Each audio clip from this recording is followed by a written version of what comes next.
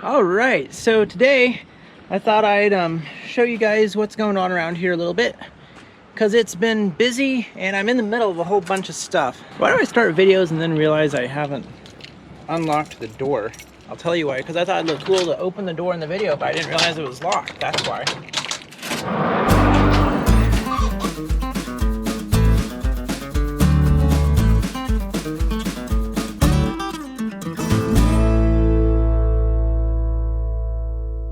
I've been working on some things. I've been working on the backhoe. It's got a little bit going on there. The tie rod bolts needed to be replaced, so I replaced those.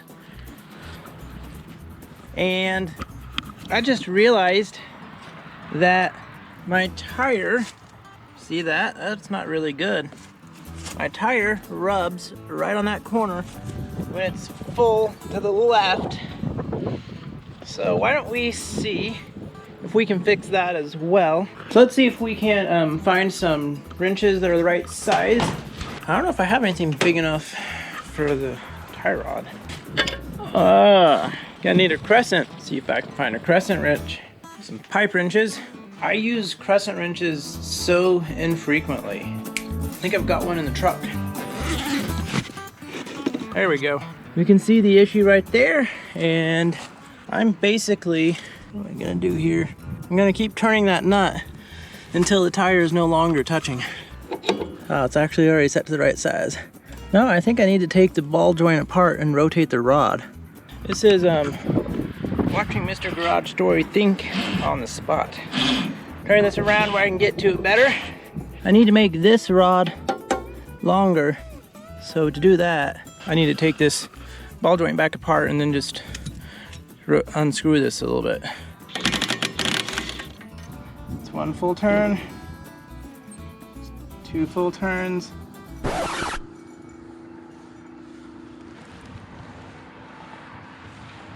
I wasn't expecting that to happen, like at all.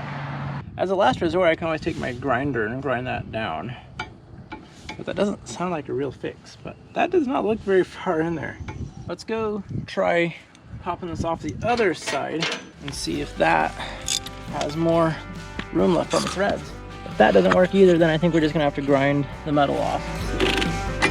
Now, I don't think this would fix anything. It's connected right over there. So when the steering arm comes this way,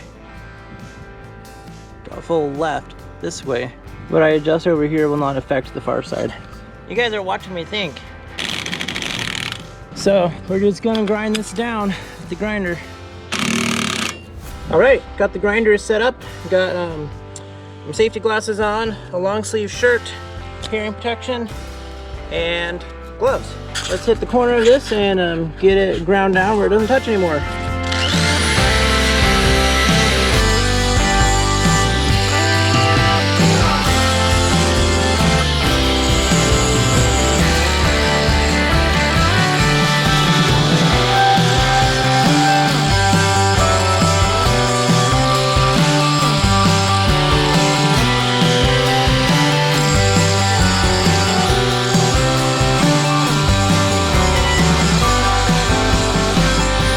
See daylight all the way through there.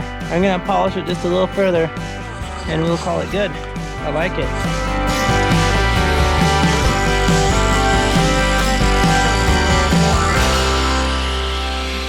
All right, I like that. I think that should be good. All right, now where were we? Let's see, so we just finished fixing the backhoe. Got those tie rod bolts changed and the tire not rubbing anymore. So what else do we have going on? I've got this new jack I've been waiting to unbox. So let's do that. I've been waiting to get a floor jack for a long time. A rolling floor jack. And I got the smallest one I could get at Harbor Freight because mowers don't often have a lot of clearance, and it's nice to have something small to get under there, and they don't weigh a lot compared to cars. So I wanted aluminum because I think I'm going to be carrying this around a lot. Here it is. I actually already got a jack and it was broken, I think right in here, and they let me take it back, no questions asked, and they were very nice and I appreciated that. And I think the reason I ended up with a broke one last time is because they're so easy to return stuff to. But they let me open this one up and inspect it before I brought it home to make sure it wasn't broken as well. First thought is it's still heavy even though it's aluminum, but I mean, the jack has to have some weight to do what it needs to do. It rolls about as nice as can be expected on a floor that's this dirty. So let's try it out. I have not really used a lot of these. There is a nice amount of grease in there. So I'll probably make sure that gets all smeared around. This looks like it's made to go together. Okay, so that would be the handle. That would be a cushion for some reason.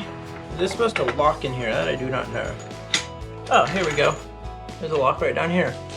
So yes, I can absolutely lock it in place. Rotating that. Nice. Oh, nice. Wow. That is going to be really handy.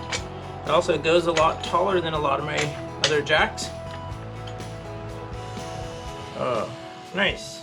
Now I want to go pick up something. Oh, look at that. That is so nice. That will go all the way under one of those ears. Yeah, that is nice. These are the jacks I've been using and they do not go under those ears. Yeah. Oh, yeah.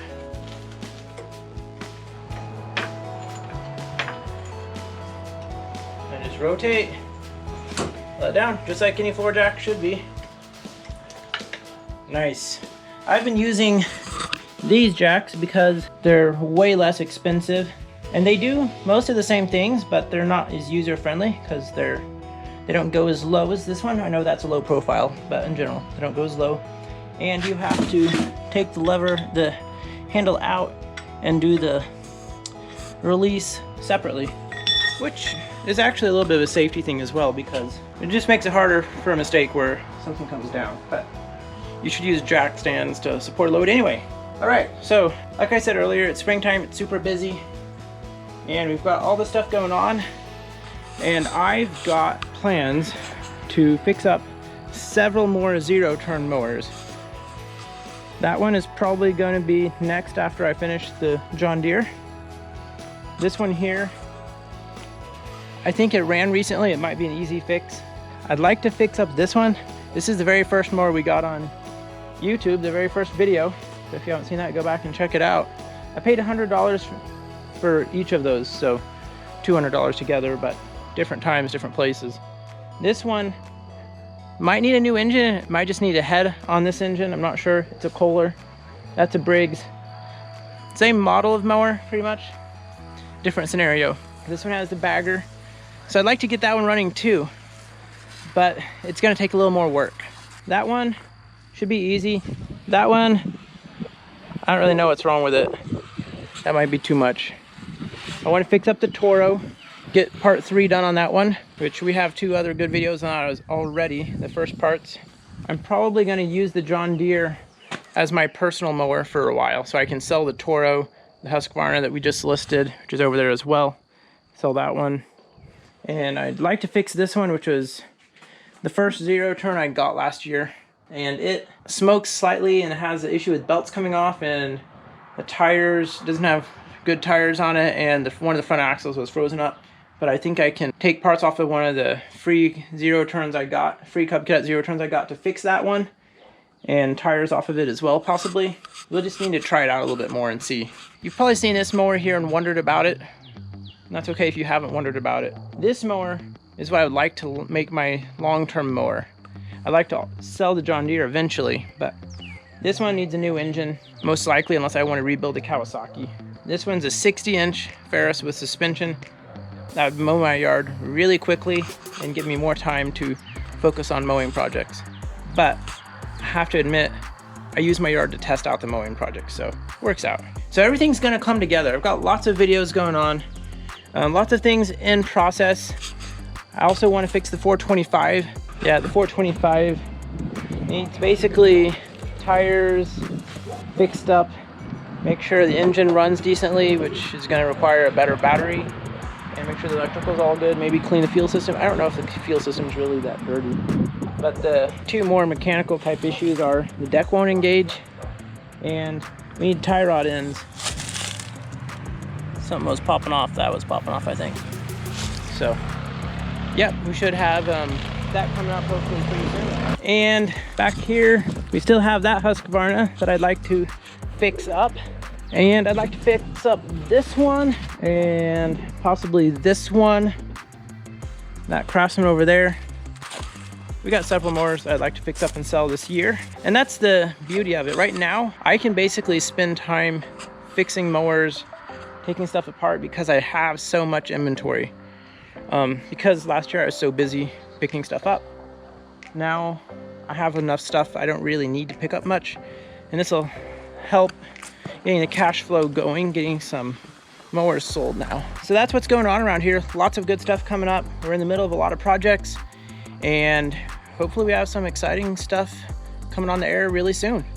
If you haven't already, you can go back and check out some of our earlier videos and stay tuned for more.